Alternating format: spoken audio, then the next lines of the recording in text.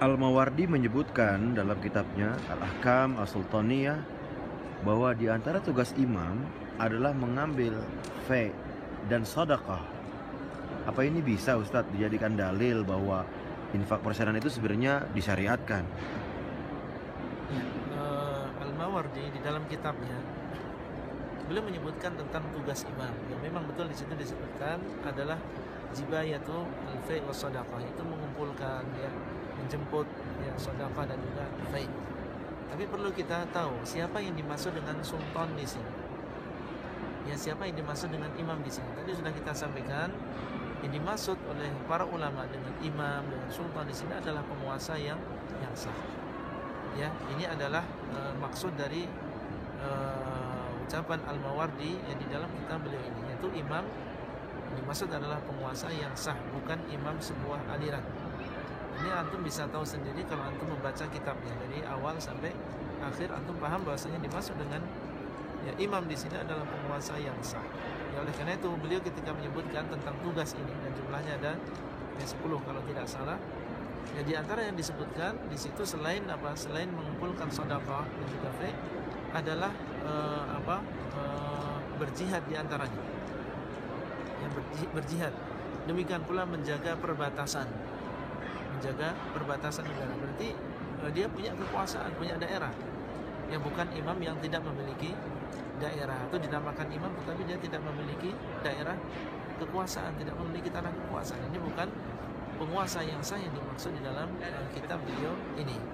Dan selain beliau itu, selain Al-Mawardi, ini banyak ulama yang mengarang kitab-kitab yang hampir sama, yaitu tentang masalah kepemimpinan, seperti Syekhul Islam Ibnu Taimiyah yang belum memiliki kitab As-Siyasah Asy-Syar'iyyah.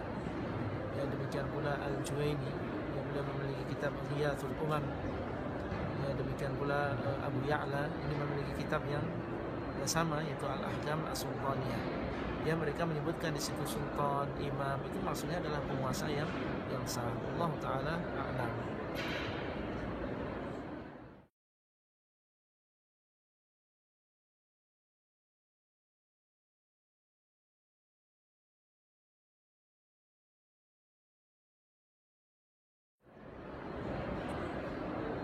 Sebagian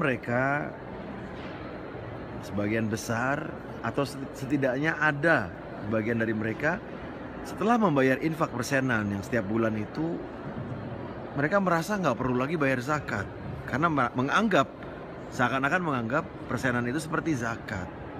Nah, ini gimana Ustaz? Allah musta'an. Ini di antara dampak bid'ah itu demikian, ya. Apabila ada pada sebuah kaum itu jadi melalaikan kewajiban yang memang asalnya disyariatkan. Ini dampak bid'ah. Jadi kalau bid'ah datang, itu sunnah yang semisalnya hilang. Ini sudah dikabarkan oleh para pendahulu kita, di antaranya adalah Hasan bin Atiyah. Beliau meninggal pada tahun 130 Hijriah. Dia belum menyebutkan, dia mengatakan ma ahdatha qaumun bid'atan fi dinihim illa naza'allahu min sunnatihim mithlaha. Itu yang semisalnya. Dia mengatakan tidaklah sebuah kaum itu membuat bid'ah di dalam agama mereka, ya, kecuali Allah SWT akan mengangkat yang dari sunnah mereka yang semisal. Ya, kecuali Allah SWT akan mengangkat dari sunnah mereka yang semisalnya. Ini menunjukkan tentang kejelekan bid'ah apabila seorang melakukan bid'ah, sehingga yang justru itu adalah disyariatkan oleh Allah itu dilupakan. Seperti kasus yang antum sebutkan, ya, ketika mereka membuat bid'ah tentang apa yang dinamakan dengan infak persenan ini, sehingga justru semangat mereka dalam infak persenan yang menjadi kewajiban mereka, yang justru dalilnya jelas seperti zakat yang wajib, ya, ini justru dilalaikan atau bahkan dilupakan dan jarang kita mendengarnya. Ini adalah akibat dari bid'ah dalam agama. Allah Ta'ala a'lam.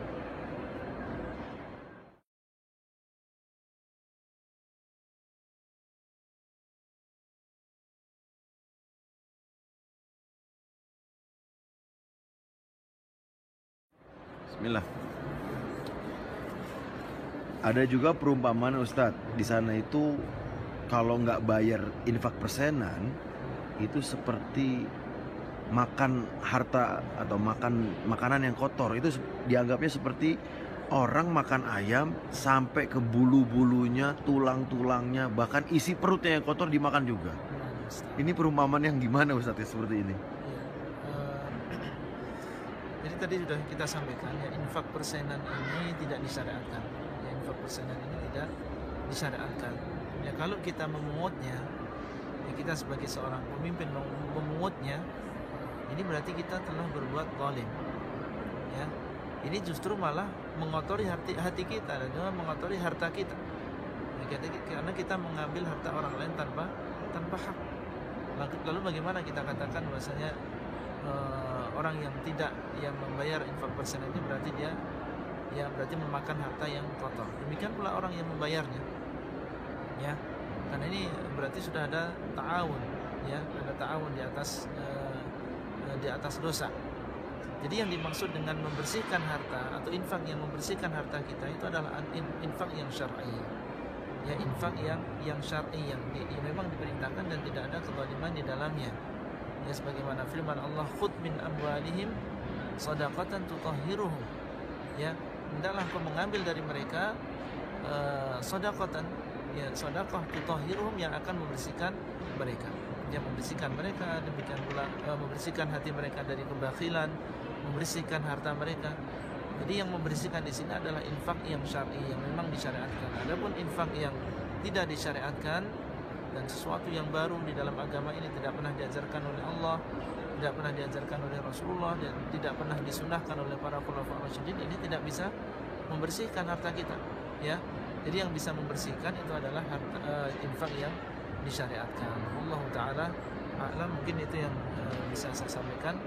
InsyaAllah kita berharap semoga apa yang saya sampaikan ini bermanfaat dan bisa diambil faedahnya. Ya. Allah Ta'ala a'lam. Dan semoga ini mencerahkan saudara-saudara kita, membawa mereka ke jalan yang lebih diridhoi Allah. Karena sekarang makin besarnya, makin kayanya mereka, nggak berarti dalam keadaan ridho, ya, dalam keadaan Allah ridho kepada mereka. Seperti yang Ustadz bilang tadi, jangan sampai di dunianya merasa bahwa amal ini amal itu, sampai akhirat ternyata muflis, bangkrut.